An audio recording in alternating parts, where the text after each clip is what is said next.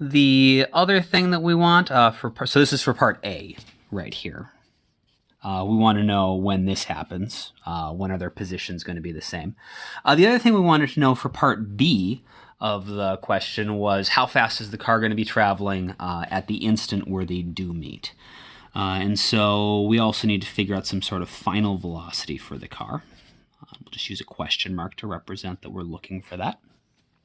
At this point, I might notice that I've got velocities for both my car and my truck, and so it might be helpful if I just sort of separate these. I'll use a little T for truck and C for car, so we can just keep track of each one of these. And here in step 2, I'm not focused on how I'm going to solve the problem. I'm just sort of writing down all the stuff that might be useful. So all of my given information, any equations that might be useful, I am assembling a pile of things that might be of value. If I look at my position functions, I need to know the initial position of each thing. And so for the truck, we know the initial position of the truck is going to be 0. And the initial position of the car is going to be 0 because they're both starting at the traffic light. And we can call that whatever position we want, but it's going to be easiest if we call it 0. And that seems to be all the stuff that's in our equations that we might care about. Yeah.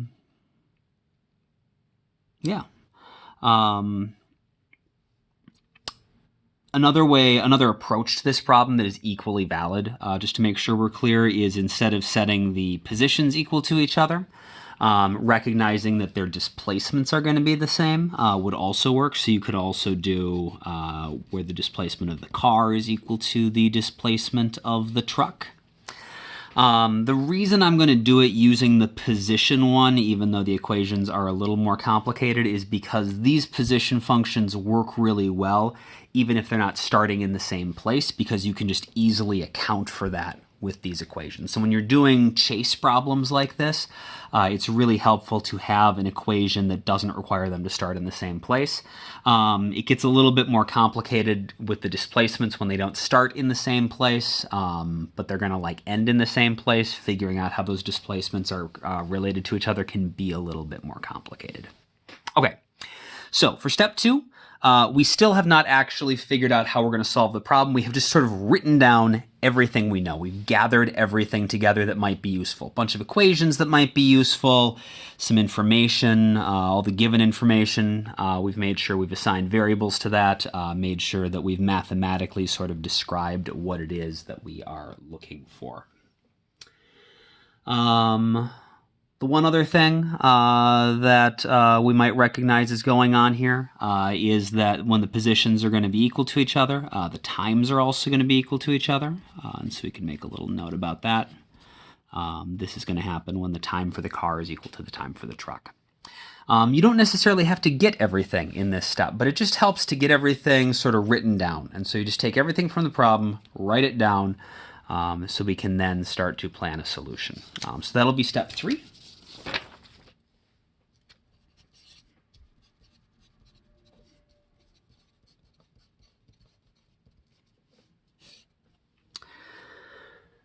All right, so to plan our solution, in this step, we want to figure out sort of exactly what equations we're going to use and how we're going to put them together before we start mixing the equations together. We want to make sure we actually have found everything we need before we start doing a lot of complicated mathematics.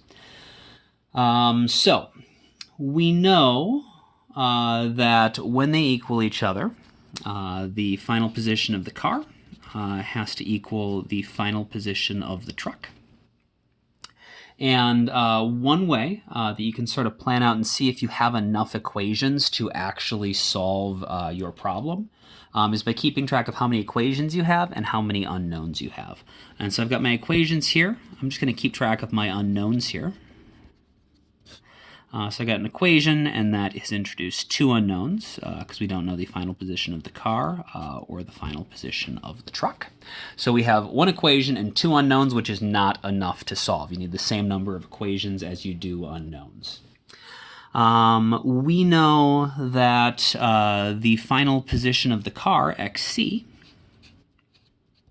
is given by the equation the initial position of the car plus the initial velocity of the car times the time plus 1/2 the acceleration of the car times time squared.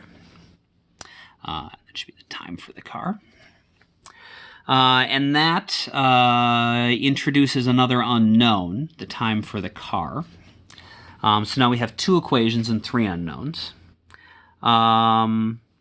The time for the car, we know something about that. We know the time for the car is equal to the same as the time for the truck. And so well, that has unfortunately introduced another unknown, the time for the truck. But we have one more equation that does actually connect all of these, that doesn't introduce any more unknowns. We've got that position function for the truck. The position function for our truck going at a constant velocity is just going to be the initial position of the truck plus the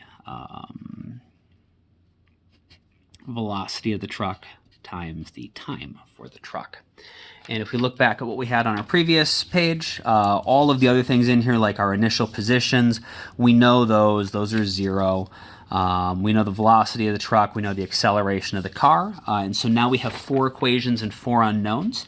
And so our plan should be that we should be able to substitute these 4 equations together.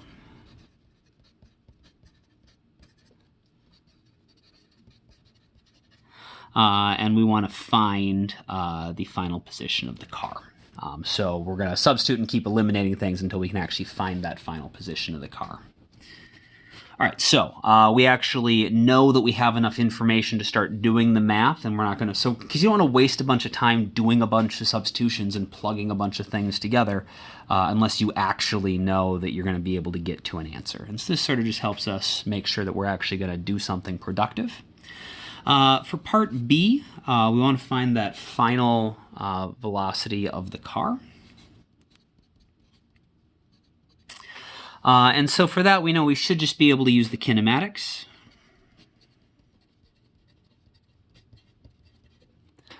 We remember we have, we already have the initial velocity of the car and the acceleration of the car.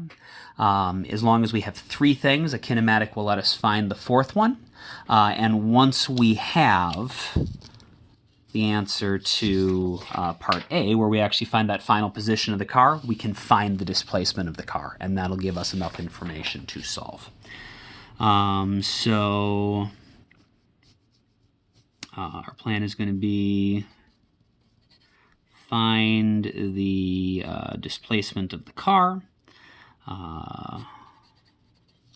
from part A.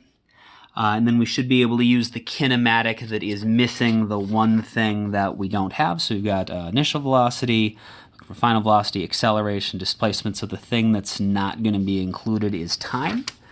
And so that should be final velocity squared equals initial velocity squared plus 2 times the acceleration times the displacement.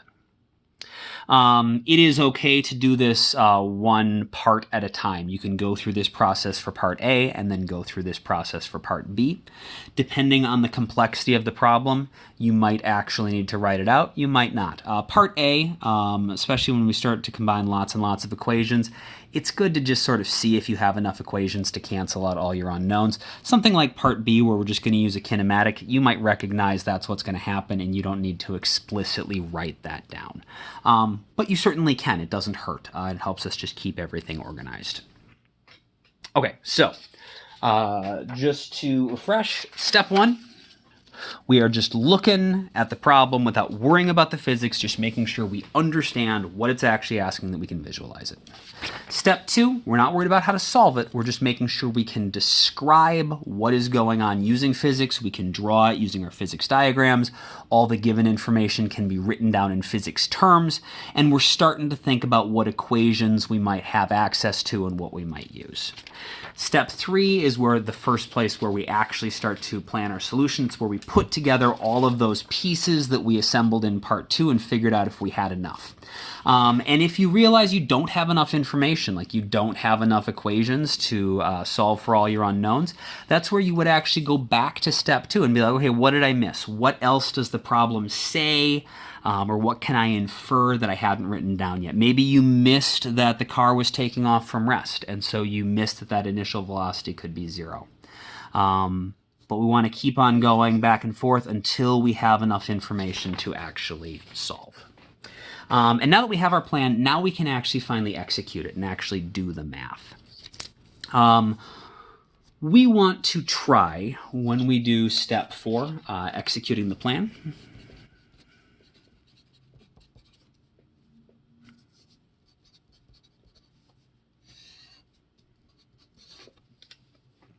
we want to try to do this algebraically if at all possible, so not introducing the numbers until absolutely necessary. This has a couple of benefits. One is we are eventually going to get to a place where there are no numbers. We are going to get problems that are just purely algebraic, and you need to be comfortable manipulating and solving equations that have no numbers. But also, if we do everything algebraically, we get a general solution that then if you realize later on there's another problem or another part to the problem where you're just going to plug in some different numbers but go through the same process, if we've done everything algebraically first, we already have all that work done, whereas if you did everything with the numbers, you would have to like replug all the numbers in and redo all the work. Yeah, and so we're going to do everything algebraically first and then plug the numbers in later.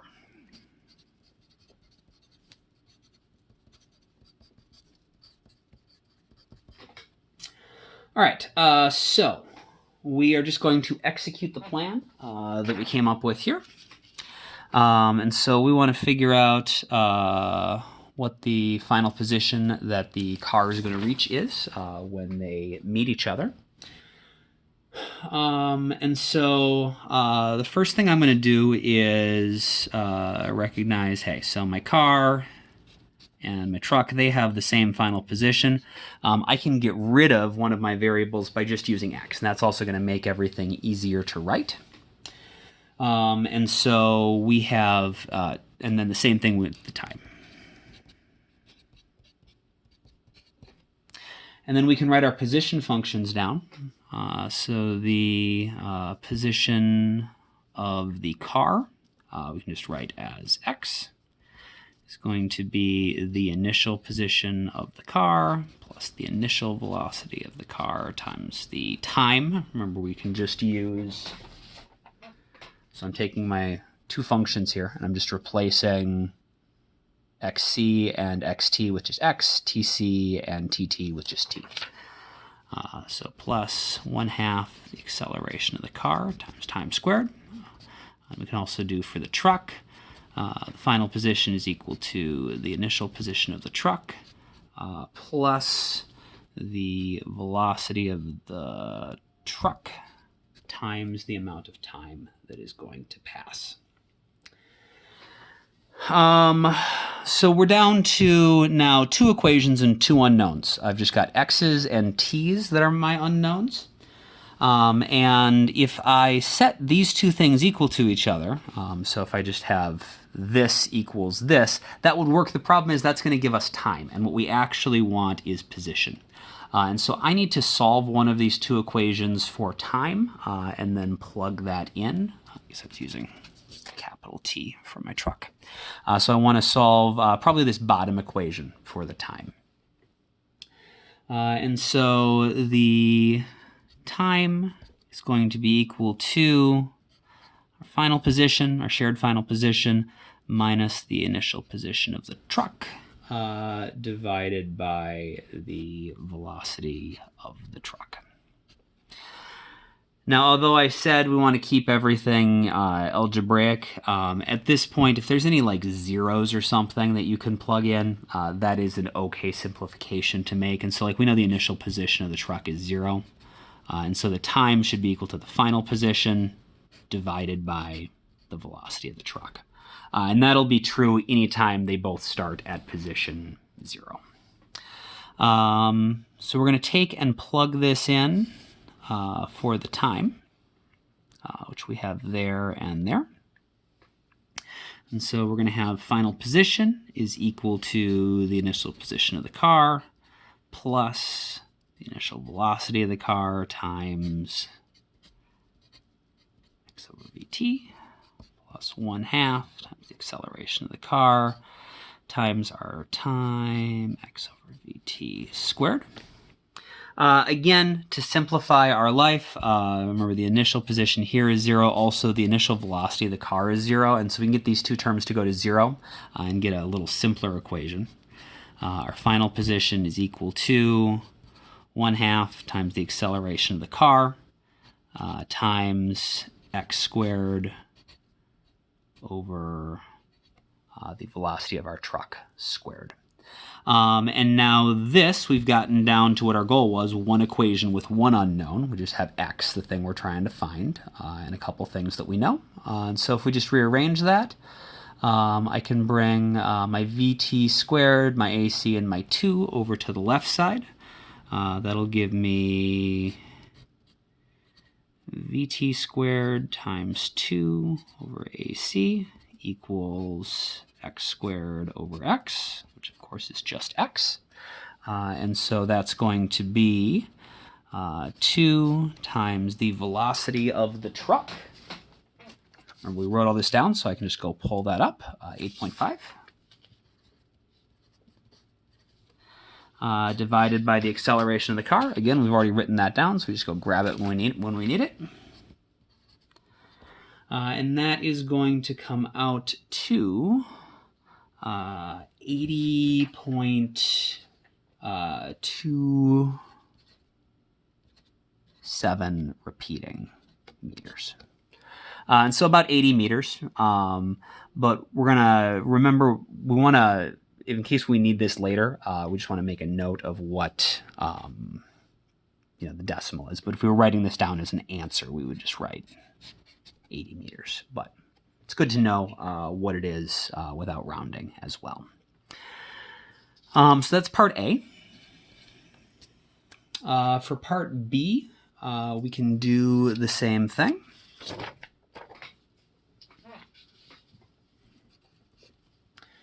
So we said for part B, our plan there was going to be to use our kinematics and plug everything into this equation. So our final velocity squared is equal to our initial velocity squared plus 2 times the acceleration times our displacement. So that is going to be, that means that our final velocity is going to be the square root of our initial velocity squared plus 2 times our acceleration times our displacement. We can go ahead and start plugging some numbers in. So the initial velocity of the car, we remember have that back here. That's 0. The acceleration of the car, 1.8. And the displacement of the car, so displacement is just final minus initial position. We just figured out the final position was that 80.27 repeating. The initial position was 0, and so delta x is going to be the same value, 80.27 repeating.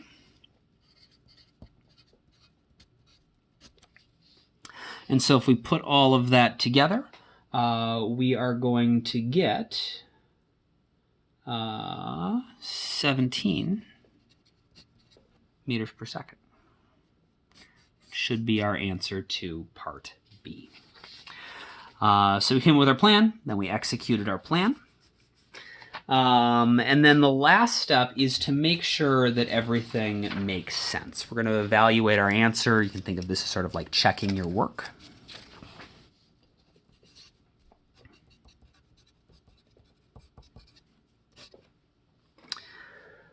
So to evaluate our answer, one of the most basic things we can always do if we are evaluating our answers is just to check the units.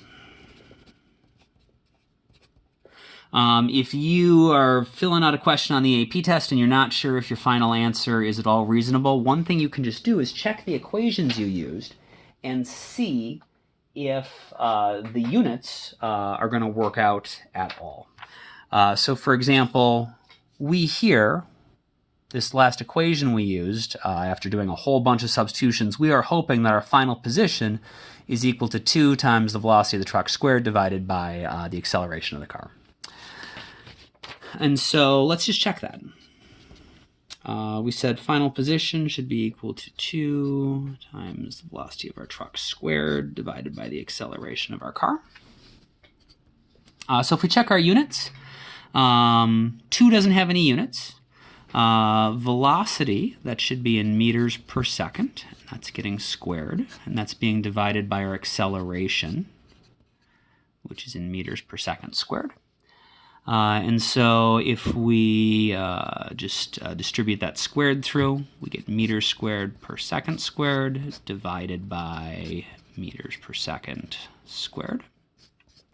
Of course, to divide two fractions, you multiply by the reciprocal. So that's equal to meters squared divided by seconds squared times seconds squared divided by meters. Our seconds squared are going to cancel out. One of our meters is going to cancel out, and we get meters, which is exactly what we expect. We were supposed to get a displacement in meters. And so this doesn't tell us for sure that everything is right, but it at least is an indication something didn't go terribly wrong. And so checking your units on your equations is not always going to catch your mistakes, but if something did go wrong, if you made a substitution wrong, if you dropped a squared sign somewhere, this will often catch things that are really terribly wrong with your equations. We can do the same thing for part B. We said the final velocity should be equal to this thing. We can just double check and make sure we didn't make any math mistakes here. So final velocity should be equal to the square root of initial velocity squared plus 2 times the acceleration times the displacement. So that's going to be the square root of velocity squared, that's meters per second squared, plus 2 doesn't have any units, acceleration, that's in meters per second squared, displacement is in meters. So we're going to have the square root of meters squared per second squared plus meters times meters is meters squared divided by seconds squared. If we have something in meters squared per second squared plus meters squared per second squared, just like apples plus apples is more apples, if we add these together, we'll just keep the same unit. So square root of meters squared per second squared. And of course, if you take the square root of this, we take the square root of the top and the bottom. Square root of meters squared is meters. Square root of seconds squared is seconds. And so that checks out. We were supposed to get a velocity, which is in meters per second. Again, this is not going to tell us for sure if anything is wrong, but it will oftentimes, if you made some sort of algebraic mistake, highlight it. Another thing that we can do to check our work that is maybe a little more valuable is go back and just see if it makes sense with respect to our graphs that we came up with. So remember our velocity graph that we came up with. We had our truck going at 8.5 meters per second. And our car had a changing velocity going like this. And we know that at the end, their displacements had to be equal. And if their displacements had to be equal, that means that the area of this rectangle has to be the same as the area of this triangle here. Because remember, displacement is just the area under a velocity time graph between the x-axis and our velocity graph. And so if they're going to end up in the same position and they started in the same position, they're going to have the same displacement. And so this area is going to give us how far the truck went. This area is going to give us how far the car went. So we know the areas have to be equal.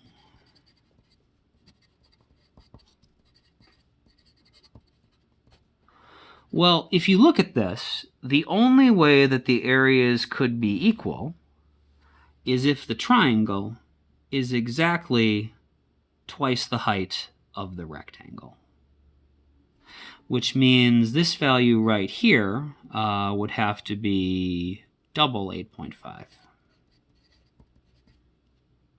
which is 17, which is the answer we came up with, right? Yeah. So in part B, we said that the final velocity of the car had to be 17 meters per second when they're equal to each other. And so after all of that work and all of that organization and all of those substitutions and everything, it turns out if we had just slowed down back in step 2, we could have actually solved the entire problem in about 15 seconds. And this actually is often something that will happen. There are many, many paths to the solution. Some of them take longer than others.